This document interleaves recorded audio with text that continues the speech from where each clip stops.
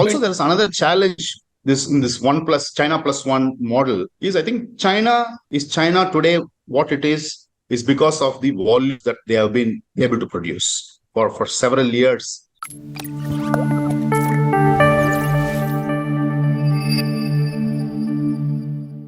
Hi everyone. Today we had a conversation with a very interesting guest, Mr. Rajesh Doraiswamy. He is the joint managing director of Salzer Electronics. Today we discussed about their latest venture into electric chargers and how they will be benefiting as India transitions towards electric vehicles and renewable energy. Some of the products in this vertical has seen 200 to 300% growth. The recent results were rather very good, and this is a very it's a small cap company, and there's a lot of insights, numbers, knowledge to delve into this and know more about. Okay, I'm Rajesh Doraiswamy. I'm the joint managing director of Salzer Electronics Limited. So thank you very much, Sriram and Ro, for Green Portfolio for this opportunity. Hello, sir. Welcome to this conversation. So, as discussed, we would want to understand more about Salzer and the journey. So, sir, how did this journey start? We understand that it has been a great long run for you since inception, and so many achievements. So, how has been the run, and how did you get into the business at first place? Yeah, the company was started in 1985 by my father, Mr. Doraiswamy. He actually had a vision that he wanted to manufacture something in India that can substitute for imports. So that was his vision, because he was earlier working in Lakshmi Machine Works, LMW. I think the largest textile machine manufacturer located in our own city where we are located. So he was working there for almost 15 years plus, around 15 years, and then he quit the business, and then he went around Europe, scouted for partners, and got a partner. Then came back and started this business in 1985 to manufacture cam-operated rotary switches. So that's how the journey of Salzer Electronics started. In 1989, my dad went public because he had a dream that he wanted to go public, and in 1989, I think he went public for 78 lakhs. I think that was the amount, first share capital amount that we went public. And then we started making cam switches. And luckily, I think first 5 years was a very serious struggle, I would say, when I was not involved in the business. So, but I'm seeing that what's happening. I know what's happening. And it was a serious struggle first 5 years until 1991. Then it slowly started turning around, and the company was making profits. In 93, L&T approached for marketing of the products, cam-operated rotary switch across India. And my dad took several days and decided that, okay, let's go in partnership with Larsen & Toubro to sell cam-operated rotary switches across India. So that's when L&T signed a partnership, I would say distribution agreement or a partnership agreement for selling, exclusive arrangement of selling these products across India. And I think that was the start. And then from there on, I think there was no looking back. The company from then until now has been continuously dividend paying, except for 1 year in COVID, has been continuously making profits, never loss in any of these last years from 91 until now, 30 years now. So it has been a very good journey. But then, there's always ups and downs here, there. I think the association with L&T also helped us, the company grow faster than we would have expected. We also added a lot new products over the course from 93 onwards until 2000. So I came back from my studies after my electrical engineering here in Coimbatore. Then I did my MBA in US. I came back and joined business in 1997. So I actually joined as in a in a different company. We had two listed companies at that point of time, Salzer Controls Limited. So I was a part of Salzer Controls, a much smaller company, which eventually merged into Salzer Electronics in the year 2000. And I've been the joint MD since 2000 in Salzer Electronics. And I think the story after that, I think, is there in the public. Everybody knows. So we grew faster. We got associated with many large OEMs, Schneider, GE, ABB, Honeywell, Eaton. You name the large companies. I think we're associated with all of them.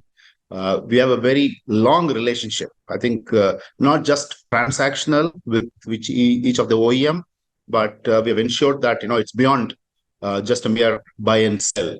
I think that's one of the reasons that the OEMs also partner with us for a longer term, and also support us and encourage us during bad times or during recession. There are ups and downs even for large OEMs. They push out orders. They don't pick up committed orders sometimes. So when those things, then actually you really partner with them. So just don't do sales with them. Of course, we do a lot of hard negotiations on pricing and payment terms and things like that. But then on a broader scale, on an overall scale, I think it's a partnership with all the OEMs. And also, I'm very proud to say that there are some dealers who have been since 1980s, since 91. They're still working with us. So I think that's not easy to continue that kind of a loyalty with the dealers, with the kind of competition that we see today in the market. We still have very, very loyal channel partners in India. So as we all know that, I think this year we have crossed 1,000 crores. That was the first milestone that we had set a few years back, and we did cross 1,000 crores. I think we did 1,037 crores last year, which I think is thanks to all the partners who have been working with us, the staffs and the employees of Salzer Electronics who have been with us. So it's possible only because of them. So that's the journey. That's the growth of Salzer from there to here. I think in between we developed multiple products. We have been a very B2B business to business, mostly electrical switchgears. Then we got into wires and cables. Then we also forayed into building electrical products. Though we are still very small in that, but we wanted to get into that and see how the retail market works. And so we are still trying. Though we didn't lose money there, but we are still trying, and we're hopeful that that business also will grow faster. And in the last 35 years of journey, we also had multiple international partnerships. We had a very long relationship with a company called Clytron Manufacturing Canada for making toroidal transformers.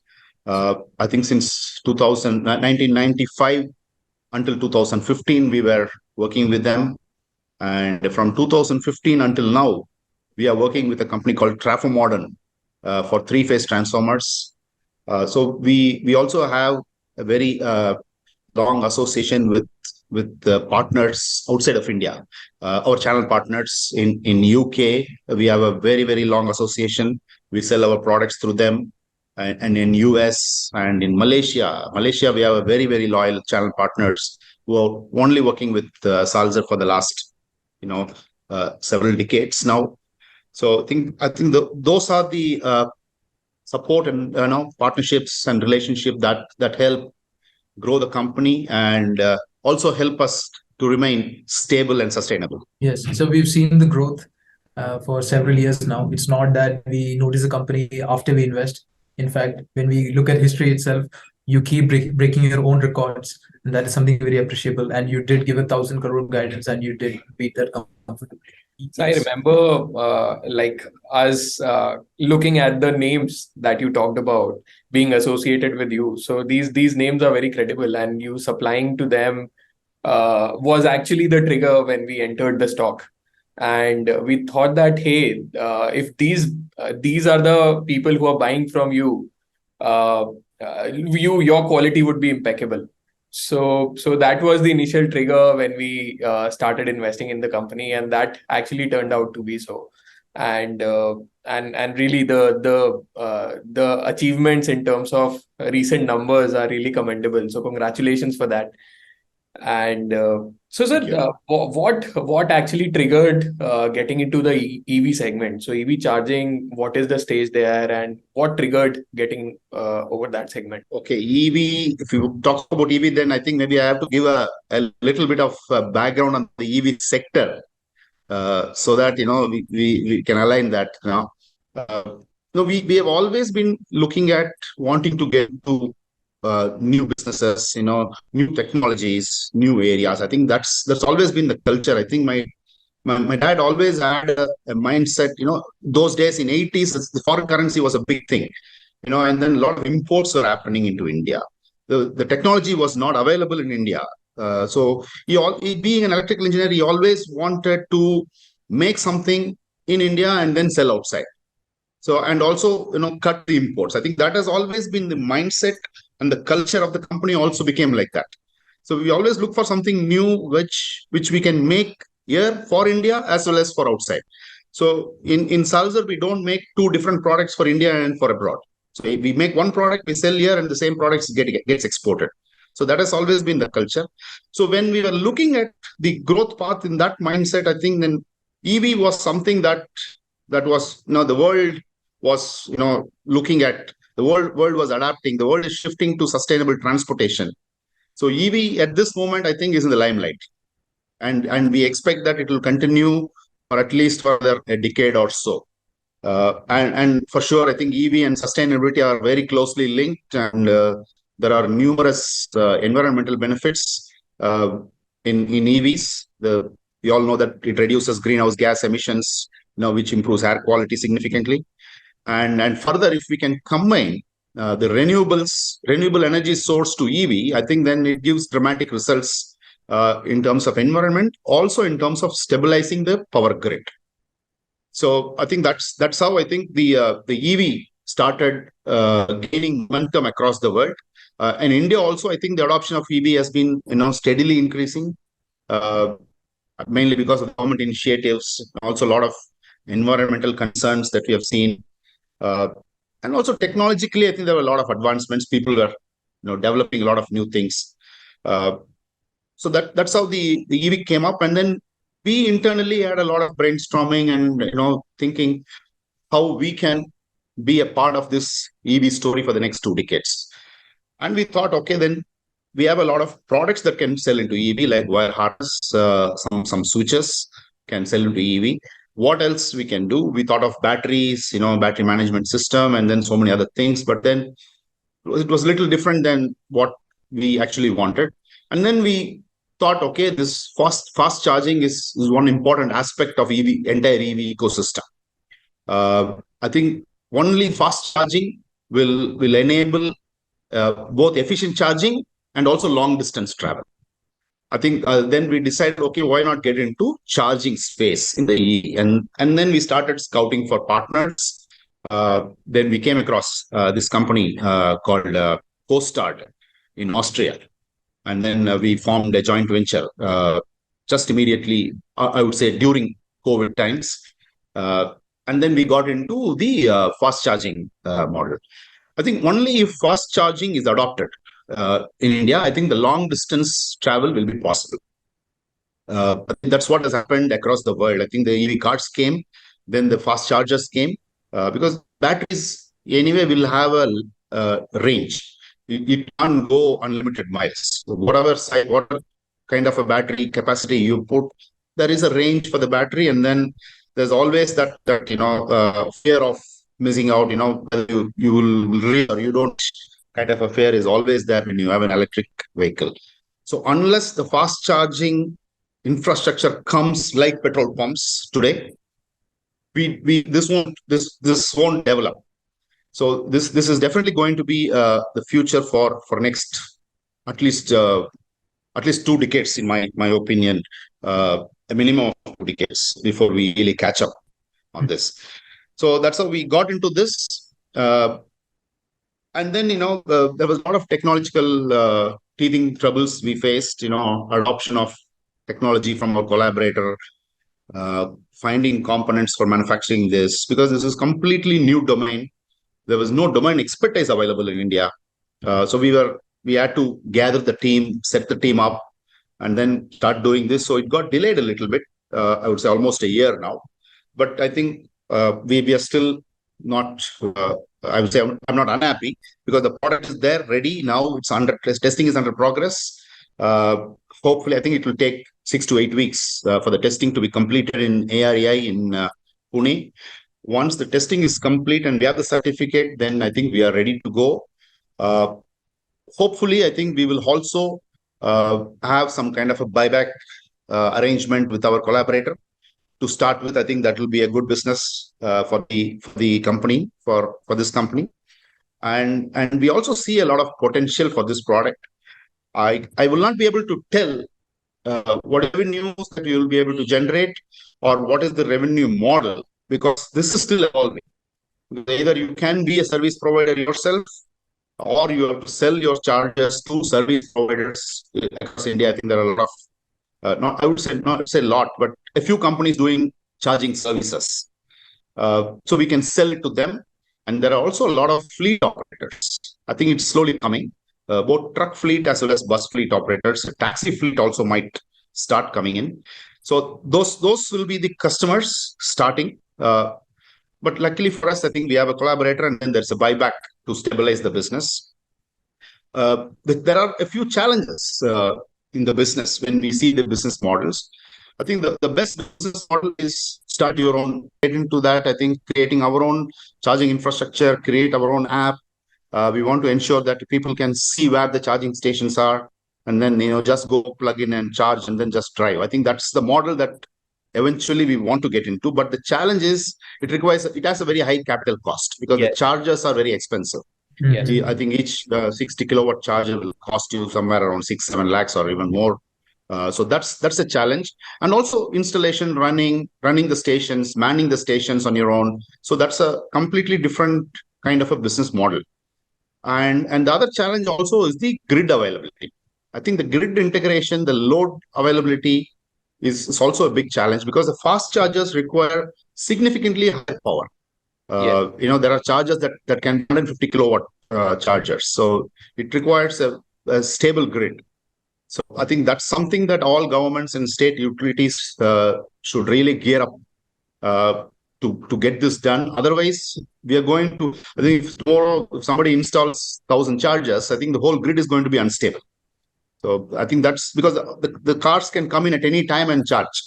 So we need a very, very a stable grid for that. So if these two challenges are taken care, I think then eventually this model will start picking up. And definitely we are looking to be there, but not immediately, but eventually we are planning to be there. But as a vision, I think in 5 years' time, I think this subsidiary should be 1,000 crore subsidiary, in my opinion. That's the vision that we have on this. And one more also, or I would say negative, but major concern is the battery technology. I think a lot of people feel that it pollutes when you dispose it off, and how to dispose these batteries. I think it's a major concern as of now. But however, there are a lot of research going on to improve the battery efficiency, how recycling of batteries, also battery chemistry is being improved quite a lot. So I'm sure that the technology will take care of that in the near future. And if that is taken care, I think then EV definitely has a very, very bright future until the hydrogen fuel cells come and take over. So how's the product? You said that the product is under testing. So how's the product coming up? In terms of EV segments, which segments in particular are you looking at? Are you looking at all segments, or are you looking at certain particular segments that you would be targeting through fast charging? I think fast charging, people will only the four-wheelers and the buses and trucks. I think only they will use this, because those are the vehicles that will have to travel long distance. Yes. So it's only for those kind of vehicles. I think you need exactly like petrol pumps. That's what will eventually happen. Today we fill up our car and you drive 500 kilometers. You need to refuel after 400, 500 kilometers. You can just see petrol stations wherever you want. This is exactly like that. So you have to find a charging station on the road and you plug in. You charge an MG electric, which is there today. You charge that car in less than 30 minutes or less than 20 minutes. So that should be the capability of the charger and the car. It is there. I think the car is capable already. So we need to have chargers, fast chargers that can charge these cars and people can keep driving on that. I think that's the target market we are looking at. But we are also manufacturing the 11 and 22 kilowatt slow chargers that at home people use it at home. Yes. So that will be a model. I think, as I said, I think the revenue models are still evolving. So where to sell, how to sell. I think that's a model that will keep evolving for the next 1-2 years before it really stabilizes. So that's a very low cost home use chargers. So the two-wheelers and the cars for charging overnight, I think for 6-hour charging or 7-hour charging in apartment complexes, restaurants or anywhere that you find where you can find to install a charger. In itself is and about the product, you asked about the product. The product has come out very well. I think technically it is. I would say it will be one of the superior products that we will be bringing out today in India. I can only find AB and Delta are two companies who are manufacturing chargers in India and installing it here through various companies. So we will be definitely better or equal than those chargers. Definitely, I would say that technologically we will be a superior product to those available in the market in India today. This space is evolving very fast. You compare how many vehicles are there that relies on one single charger in India, it's nearly 400. And when you compare it to China, I think it sits around 6. Meaning only 6 EVs, one charger can support 6 EVs. And in US, somewhere 8 to 10. And so India is in a very premature phase. And chargers, like you said, the number of supplies in itself is very niche in India right now because it's a chicken and egg problem, right? You do not have enough EVs to start manufacturing the chargers, and it is the other way around as well.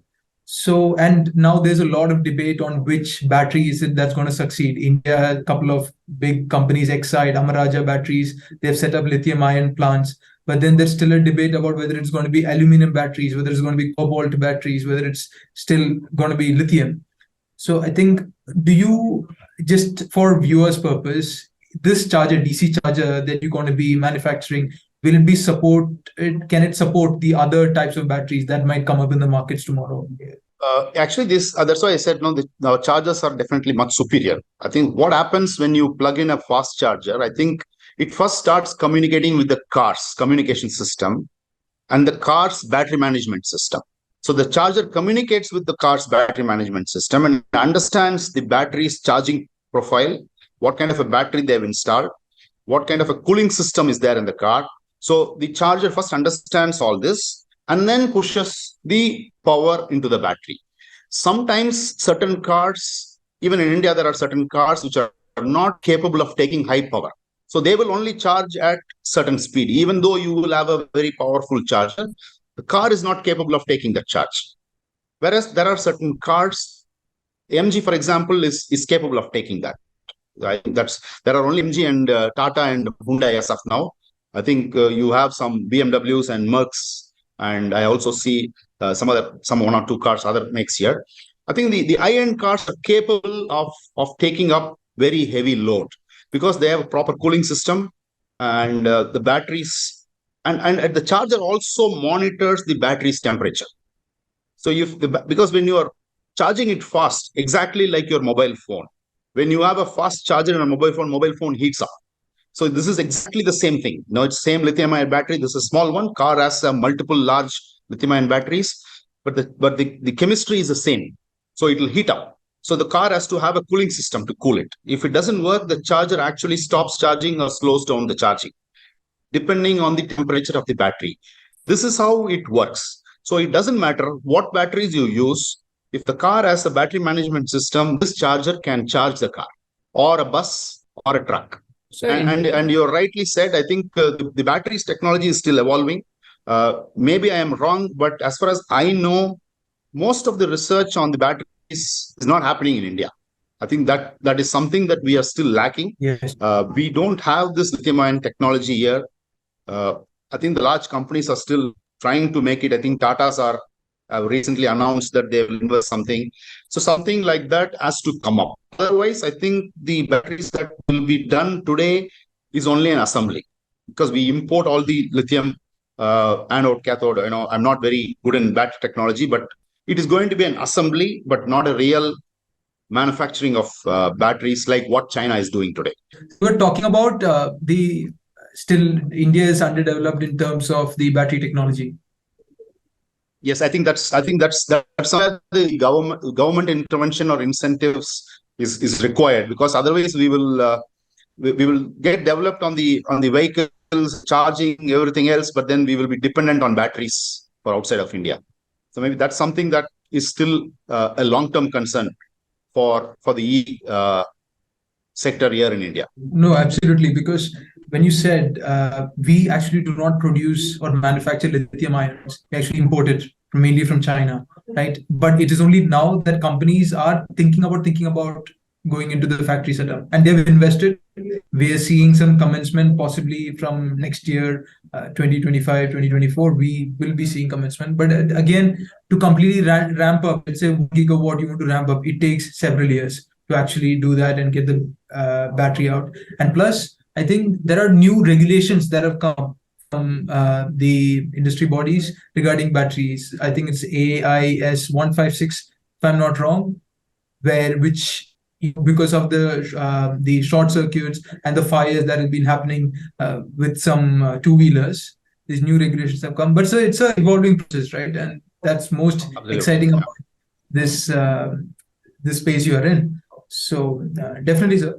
And so another point, just for you, for our purpose to understand for us and the viewers, these ports. Look, a mobile, an iPhone, or compared to a Google phone or other Android phones, the ports are different. Not one charger fits all, right? So in EV, how is this?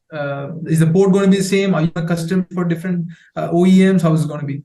Unfortunately, I think the mobile phone got launched. I think there was no regulation. So every manufacturer wanted their own, kind of ports or, slots. And I think now slowly people are changing out to, the C type and the micro USB or whatever. I think it's getting regulated.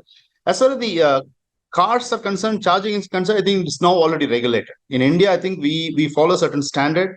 I think all cars need to have that port, and then, most of the chargers also will have the same plug to charge. So I don't foresee a major issue there.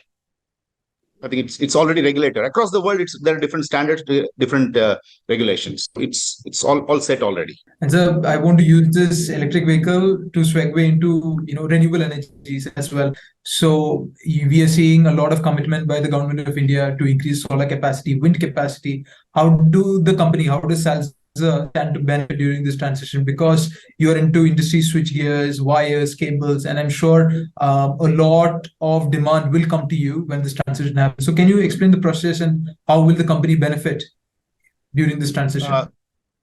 I think FY23 we grew around 30%, and one of our product, three-phase transformers, actually grew almost 150, 170%. Mainly because of the renewable business.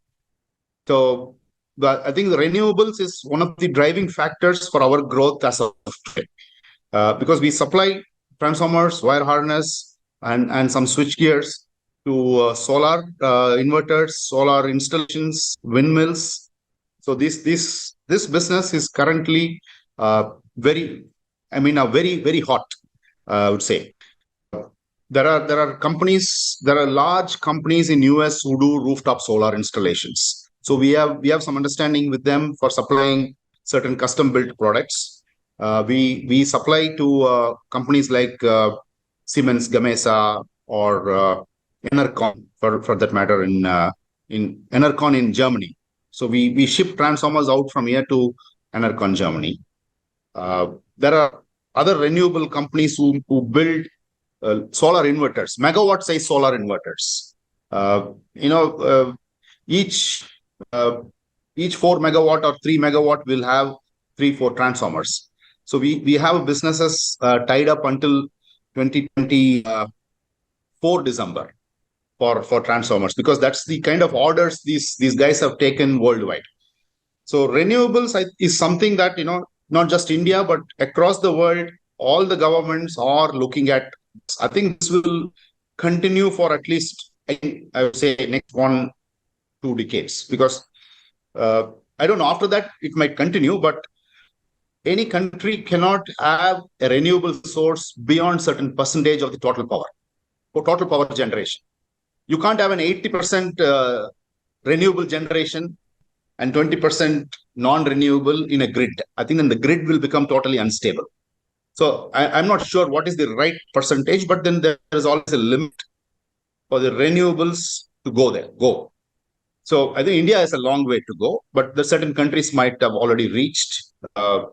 Certain countries is close to reaching, but there's a huge demand as of now for this. But as I say, after that, also the technology might change, because already there is a talk in India that how you can use batteries and store renewable power and then use it at a time that you want to use it. And government wants to incentivize those kind of a gigawatt size battery storage system. So those kind of technologies will evolve. But as of now, I'm saying renewables is something that is a very hot topic, both for us as well as for the world. And we are benefiting greatly because of that. You said in the foreign markets, this transition to renewable energies has happened very fast. So when this transition happened, and you have global presence, you have good exports, did Salzer see any demand for these items that go into renewable energy during this international countries going into that renewable phase? Yes, I think, we always attend, lot of fairs outside, particularly in Europe, in Germany, in France, Spain, also in US to some extent. If you go to these kind of international fairs, I think you can always see what's going to happen in the next 2-3 years, because that's where they showcase the technologies and new things that might come up. So in 2017, when we were visiting those fairs, I think we saw everything solar. Everything was solar. People were talking about solar DC products. People wanted something to switch DC. So that's when, we understood that, okay, world is, looking for solar products. That's when it started. Because windmills came long back. So, I mean, I never visualized windmills, but solar was something that we saw in 2016-17. This was the talk of all the fairs. Today, if you go, people talk about, EVs, and also to some extent, hydrogen fuel cells. So the technology is, you can see the technology shift happening in the Western market. I think that's what is going to get adopted, of course, in India or other Eastern countries, East Asian countries also. So this definitely, I think, looking at that, we develop products, we start aligning our development team, R&D, the company to what the world is looking at, where the world might go. We try to be in that technology space wherever possible, and that is the reason that we also got developing DC switch gears. We have DC isolators today that can switch solar installations. We have DC MCBs, miniature circuit breakers, that we have developed today, which is started selling now. So, and the transformers is another big thing. I think we wanted to get into 3-phase transformers. One reason was our customers actually wanted to buy from us. But the second reason also, we thought, okay, this can happen. The solars can come, inverters can come. Then there will be a lot of magnetic products that will get used. It's something that we started thinking and scouting for partners, and that's how we came up and started manufacturing the transformers. So on the transformers, now since you mentioned transformers, you're saying because of the transition towards renewable energies, transformers will see surge, and that's what you've already seen in the last year. And if I'm not wrong, you're going for a capex of around 15 crores in the Hosur plant. Is this for the transformers? Yes. Okay. Now, It what is is the for transformer as well as wire harness. Yeah. okay? Okay. And what is the margins in these transformers? You think? Actually, the transformers margin will be close to around EBITDA, will be around 12%. 12%. Okay. And that's in line with the company margins as well, right? It's a little more than our blended margin, but little lower than the switchgear segment as such, because switchgear segment business gives an EBITDA of around 14-15% in a normal conditions. But transformer will be a little lower because we use a lot of commodity in this, copper and steel. When you use a lot of commodity, always the EBITDA is down. But I think the volumes will ensure that we make good PBT. So in terms of China plus one, are there any opportunities coming out from that trend that we are seeing across various sectors? Actually, we started seeing this China plus one trend since late 2018, when Trump started putting tariffs. The U.S. administration started putting tariffs on China's products. I think Trump started this. So actually, we should thank him for what has happened. What the rest of the countries also started doing, because they wanted to correct their trade imbalance with China. So they thought, let's do some kind of duties.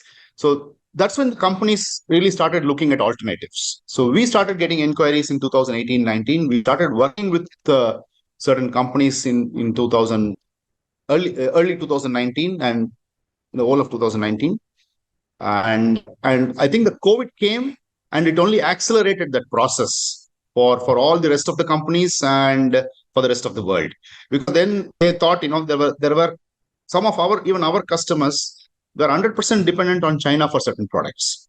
They were sourcing entirely from China. So when everything got stuck, I think these companies got stuck. I think I know that there are some companies who also went bankrupt because they couldn't source from China and do the business. So I think then people started realizing, okay, it's too much dependency on one supplier is not good. And then process accelerated post-COVID is what I would say. We have definitely got benefited. I think we have developed certain products. Contactors is one, and accessories to contactors for the North American market. I think we started developing in 2019. We completed the process, qualification, everything, and then the revenue started flowing in from this January 2023 onwards. So we expect, I think the first year can be slow because we have to test the market and this customers also have to test our products. So it can be $1 or $2 million US dollar business we expect this year. But the potential for this business can be a $20 million business because there are a lot of customers. There's an open market for this product, and we can sell to many other players. I think that we will start doing that once we stabilize our production and we satisfy our first customer, and then we start moving ahead.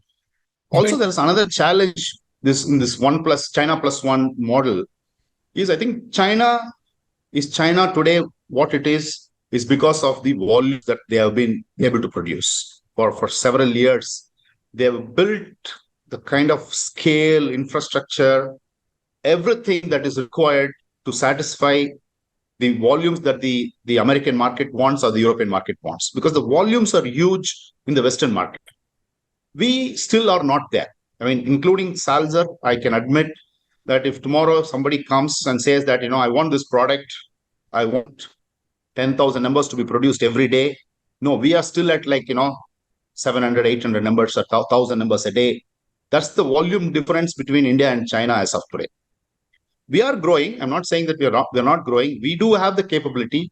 We do have the technology, everything, but then to build that scale needs some time. I think that is why this contactor project itself for us took almost 3 years. Though, of course, there's COVID in between for a year, but still there's a standard product that we already had.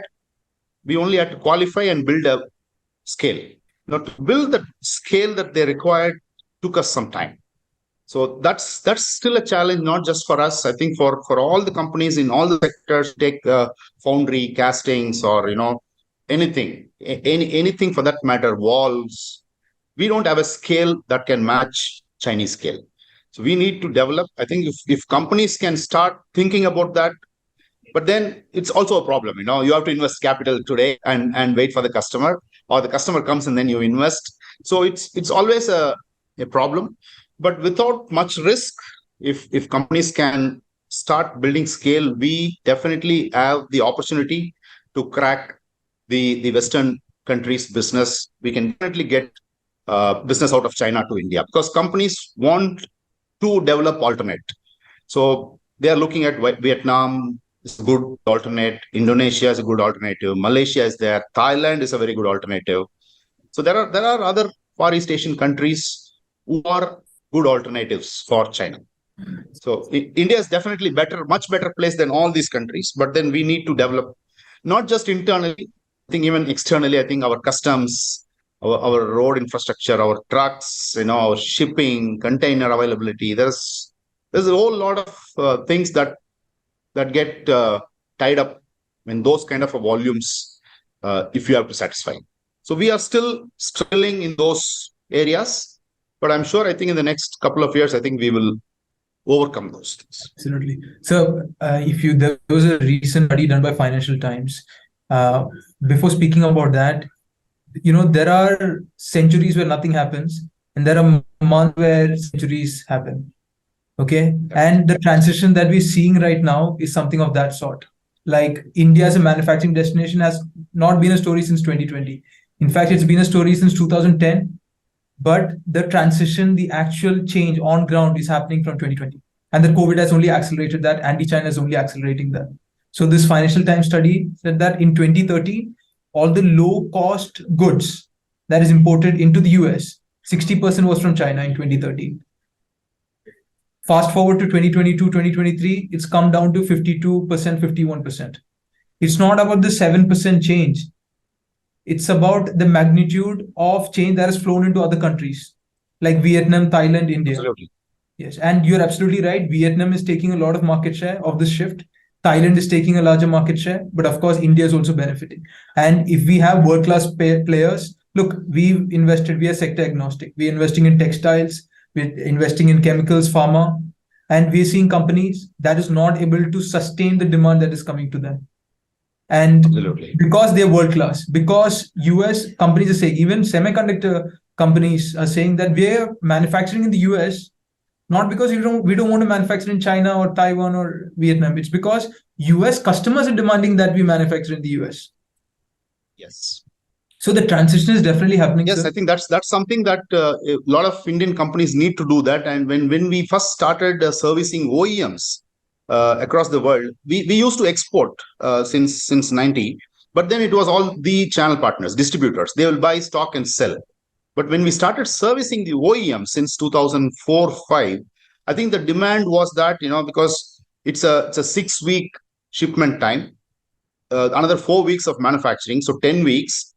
So 10 weeks of planning is something that a foreign company or a German or a US company can't imagine. They don't want to plan 10 weeks ahead. So they said that, no, we want products to be here. So if I want tomorrow morning, I will pick it up. If I don't want, I will not. Then we started stocking. So because we said, setting up a manufacturing plant for these volumes are not viable.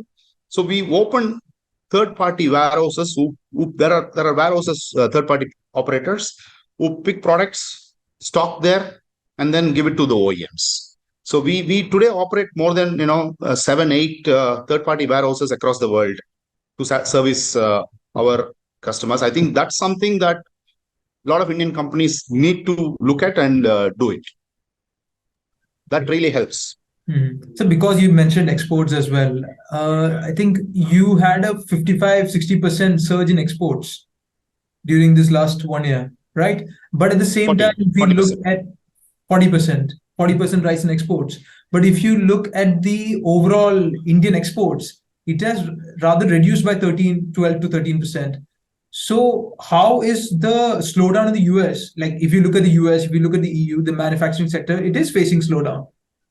How is this not impacting you? Because the products that you use is going into industrial renewables. So I think sometimes, small companies like us actually go opposite to what the economy actually is.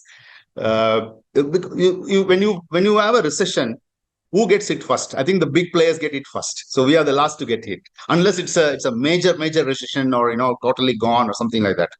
And for us, luckily, the products that we developed in the last 2-3 years, all of them started getting exported. So most of our and some of our new products to the new OEMs also started getting exported. So that's why we see, I think overall, I think our growth is around 42%. That's what I can see here for the exports. And US, we have grown 40% year on year. So that's that.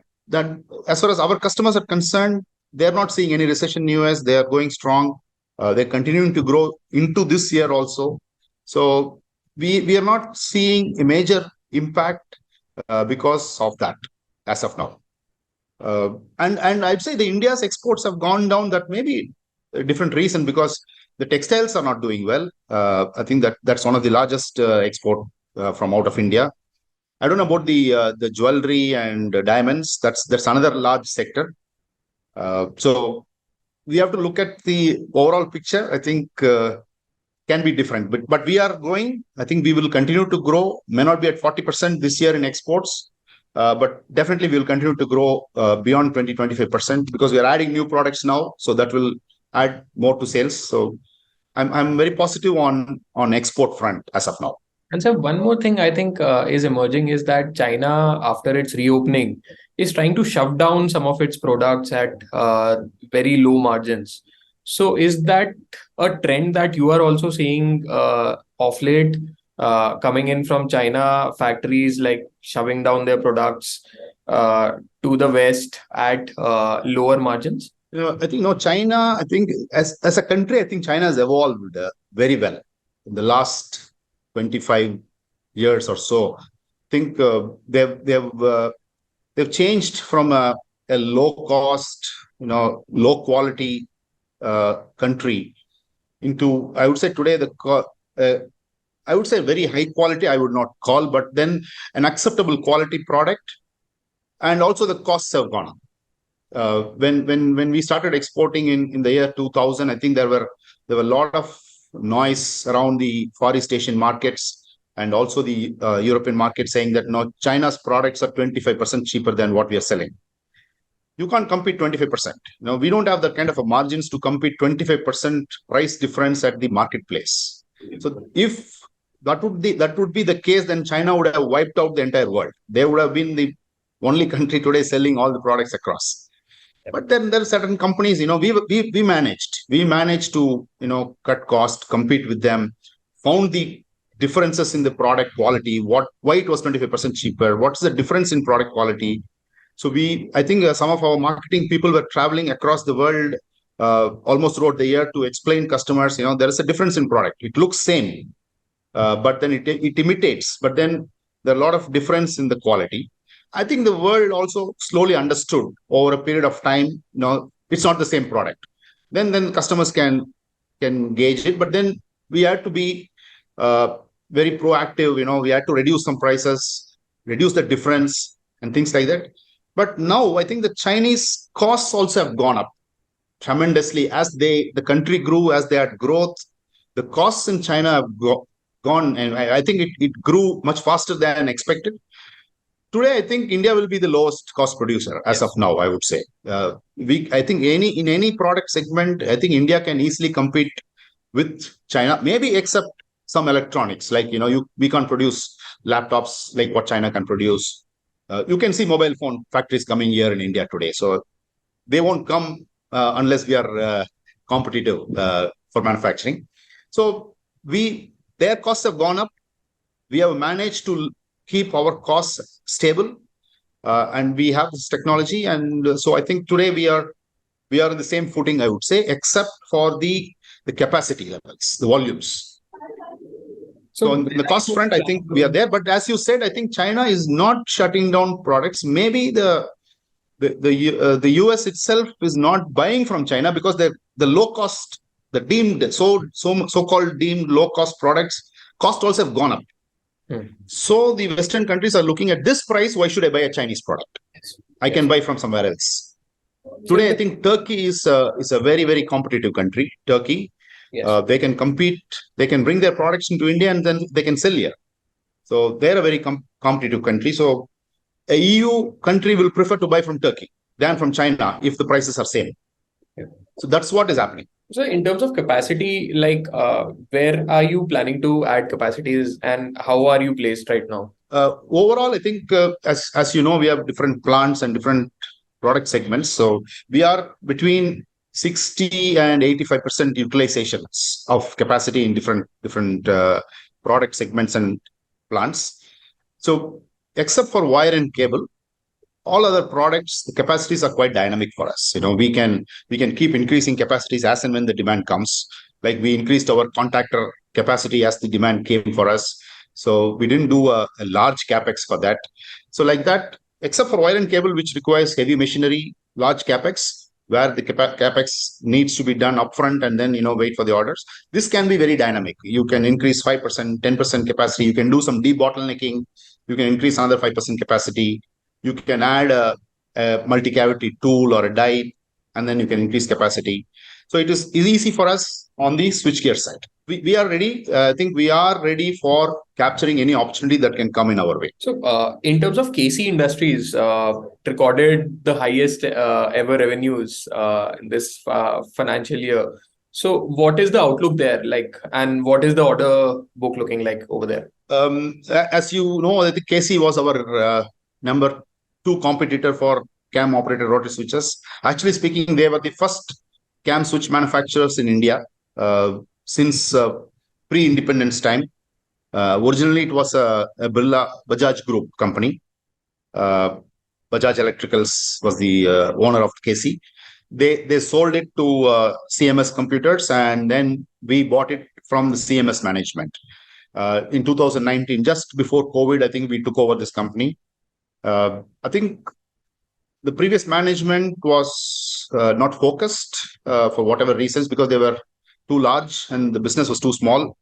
So there were not much focus. So the company really didn't grow for several years. Maybe we are also one of the reasons. So we were competing with them. So we didn't allow them to grow for a long time.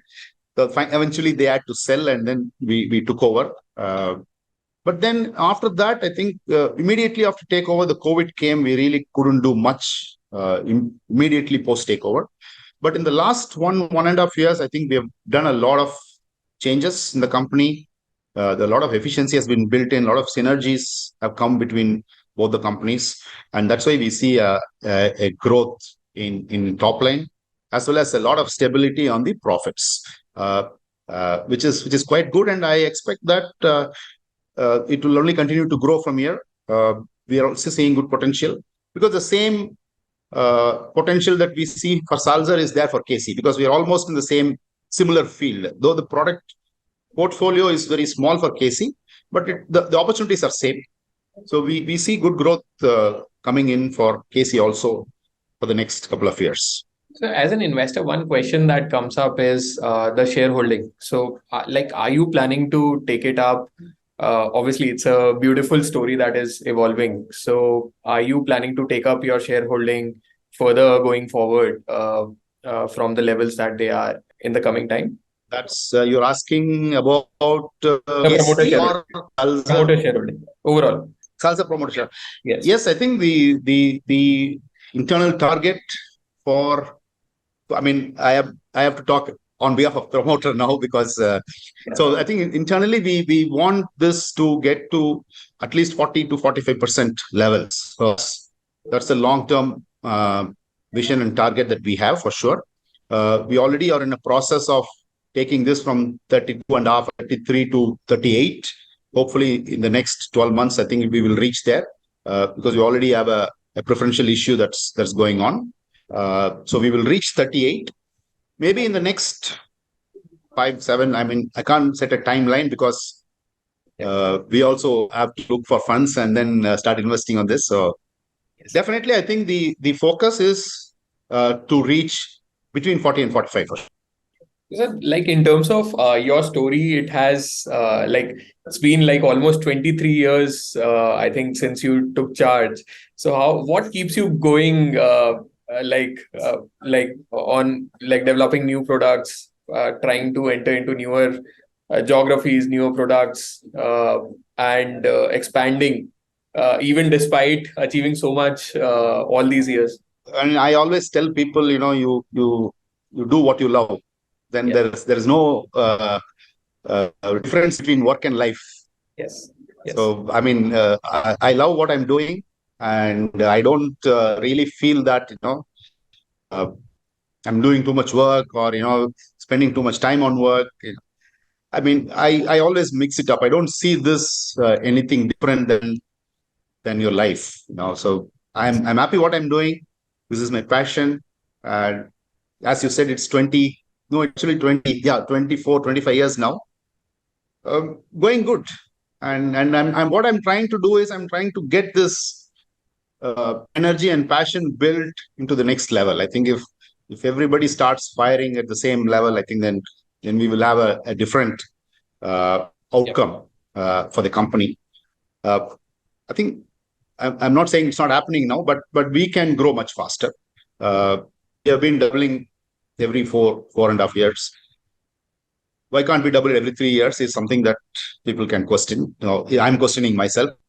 So I think that's what drives to do what next. And more than everything else, I think the culture that my dad has set is, maybe you may not grow certain years, but then you grow at certain years. It's okay, but the thing is, it has to be sustainable. Now, it's not that you grow 100% this year and then come back minus 50%, minus 70% next year. I think that's something that we don't want to happen to a company. So we are looking at a very sustainable, stable growth model, so that it can go for a longer journey. I think that's what we are looking at, and that's also one of the reasons that we came out of certain businesses, certain government businesses, where it was a lot of cash flow issues. There was sort of a chunk of business will come in this year, and next year it is not there. So we thought, okay, it doesn't work for us, and then we have come out of certain businesses. So that's something that we have been following at Salzer. Sir, thank you very much. It was a great interaction with you. We look forward to Salzer growing further and seeing your company grow. We are invested in your company, and thank you very much for taking the time. I understand there were some hiccups in terms of internet and all. Thank you so much for sorting that out. It's actually and thank you, Sriram, and thank you, Divam, for the opportunity. Looking forward to interact with you more in coming future. Thank you so much. And I would request you to please come and visit once more if you have not come earlier. Yep. Or if you have come earlier also is okay, but you can come and see what has happened the last several years now, what changes. Come and take a look at what we're doing. We will do that very soon. Thank you very much. Thank you so much, sir. Thank you so much for this lovely interaction. Yeah, pleasure, sir. Pleasure. Bye-bye. Thank you.